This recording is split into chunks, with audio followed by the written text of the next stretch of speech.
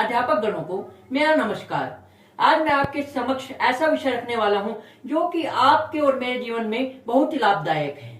आज मैं आपके सामने मैंने गीता से क्या सीखा इस विषय पर एक छोटा सा भाषण देने आया हूं। श्रीमद् भगवद गीता जो कि इस संसार का भारत का ही नहीं अपितु पूरे विश्व का सर्वश्रेष्ठ एकमात्र ग्रंथ है जो कि हमें जीवन जीने की कला सिखाता है। श्रीमद् भगवद गीता महाभारत काल में जब अर्जुन अपने समक्ष अपने विरोधियों में अपने दादा को परदादा को यहाँ तक कि अपने भाइयों को देखकर शोकाकुल हो गया, तब भगवान श्री कृष्ण ने गीता नामक शास्त्र का वर्णन किया, जिससे भगवान श्री कृष्ण ने विराट रूप में दिखाया कि श्रीमद् भगवद गीता के बारे में भगवान ने बताया कि किस प्रकार से श्रीमद् भगवद गीता हमें जीवन जीने की कला सिखाती है। अब मैं आपको संक्षेप में बताऊंगा कि श्रीमद् भगवद गीता से मैंने क्या सीखा। श्रीमद् भगवद गीता हमें जीवन जीने की कला सिखाती है। मैंने श्रीमद् भगवद गीता से जाना कि आत्मा अमर है, अजर है, इसे कोई शस्त्र काट नहीं सकता, वायु इसे सुखा नहीं सकती, अग्नि इसे जला नहीं सकता। भगवान श्री कृष्ण कहते हैं नैनम छिदन्ति शस्त्राणि नैनम दहति पावका न चैनम क्लेदन्त्यापो न शोषिति मारुता।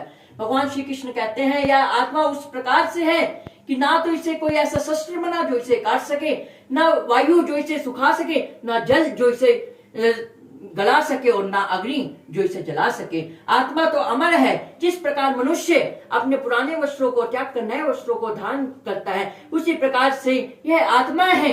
जिस प्रकार से मनुष्य नए वस्त्रों को धारण करता है, वैसे ही यह मनुष्य की आत्मा है जो एक मनुष्य को छोड़कर दूसरे मनुष्य के शरीर में जाती है। इसलिए भगवान श्री कृष्ण कहते हैं कि आत्मा अजर है, अमर है, इसलिए हमें जीवन मृत्यु का शोक नहीं करना चाहिए। श्रीमद् भगवद गीता हमें कर्म करने का संदेश देती है। भगवान श्री कृष्ण कहते हैं कर्मण्यवाधिकारस्ते मां फलेषु कदाचन मां कर्म फल हेतुर्भु माते संगोष्ठ कर्मणि। भगवान श्री कृष्ण कहते हैं मनुष्य को सुख दुख लाभ हानि जय पराजय को छोड़कर सिर्फ केवल कर्म में ध्यान देना चाहिए, क्योंकि मनुष्य का केवल कर्म पर अधिकार है, फल देना तो भगवान की मर्जी है। इसलिए मनुष्य को निस्वार्थ होकर सेवा भाव से केवल अपने कर्म पर ध्यान देना चाहिए। यदि मनुष्य आज के अपने कर्म सुधार लेगा तो उसका भविष्य अपने आप ही सुधर जाएगा। श्रीमद् भगवद गीता हमें कर्म करने का उपदेश देती है। श्रीमद् भगवद गीता हमें क्रोध एवं अहंकार को त्यागने का उपदेश देती है। जिस प्रकार लकड़ियों के भीतर स्थित अग्नि लकड़ियों को ही जलाकर राख कर देती है, उसी प्रकार से मनुष्य के भीतर स्थित क्रोध अहंकार मनुष्य के जीवन का सर्वनाश कर देता है। इसी प्रकार से श्रीमद् भगवद गीता हमें कहती है मनुष्य को क्रोध अहंकार को त्याग देना चाहिए। श्रीमद् भगवद गीता हमें अपने माता पिता का आदर करना सिखाती है, हमें अपने गुरुजनों का आदर सम्मान करना सिखाती है।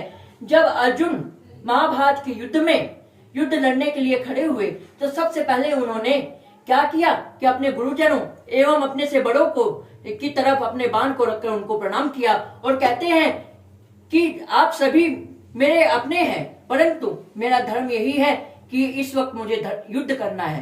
परंतु अर्जुन ने अपने संस्कारों को नहीं भूला और सबसे पहले अपने से बड़े अपने गुरुजनों का आशीर्वाद लिया।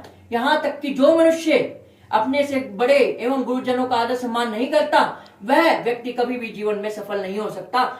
श्रीमद् भगवद गीता एकमात्र ग्रंथ है जो कि हमें अपने बड़ों का आदर करना सिखाती है, उनकी कही गई बातों को अपने जीवन में धारण करने को सिखाती है। अतः श्रीमद् भगवद गीता से यह निष्कर्ष निकलता है कि मनुष्य को श्रीमद् भगवद गीता का पाठ करना चाहिए।